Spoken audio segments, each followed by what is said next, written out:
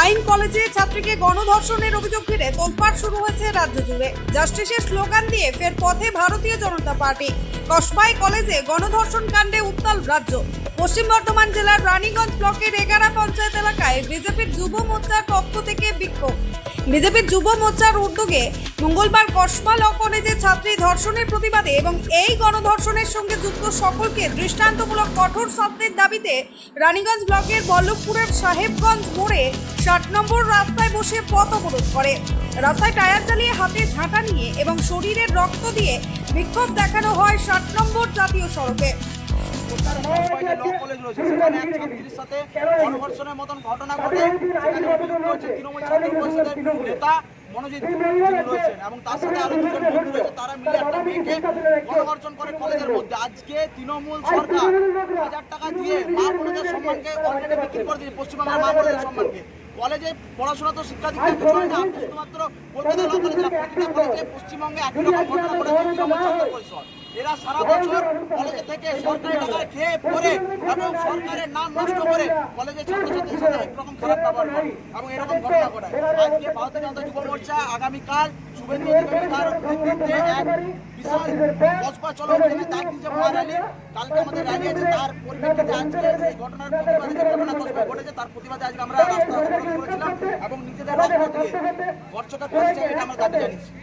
আজকের বিক্ষোভ আপনারা জানেন, একবার আমরা দেখেছিলাম আরজিকর এবং তারপর কয়েকদিন আগেই কসবার ল কলেজে যে প্রাতিষ্ঠানিক একটা বর্বরতার সঙ্গে একটি মেয়ের সঙ্গে যেভাবে গণধর্ষণ করা হয়েছে, সেই মনোজিৎ মিশ্র এবং তার দুজন, এই মনোজিৎ মিশ্রকে তৃণমূলের ছাত্র নেতা, টিএমসিপির নেতা, একটা কথায় বলা চলে এই কলেজের মাতব্বরীর নেতারাই হচ্ছে আজকের ধর্ষক।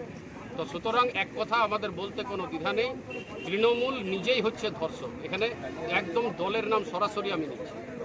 এই দিনের পর বলবেন, দেখুন, তৃণমূলের কাছে যদি ন্যায্য বিচার আশা করেন সেটা হয়ে যায় সোনার পাথর বাটি। সোনার পাথর বাটি যেমন হয় না, কাঁঠালের আমসত্ত্ব যেমন হয় না, ঠিক সেরকমই তৃণমূলের কাছে বিচার চাওয়াটা কোনোদিন আপনি বিচার পাবেন না। কোন ঘটনার বিচার হয়েছে সেটা আগে বলুন তো। আমরা যে বিচার পাবই তার আশা আমরা করি না।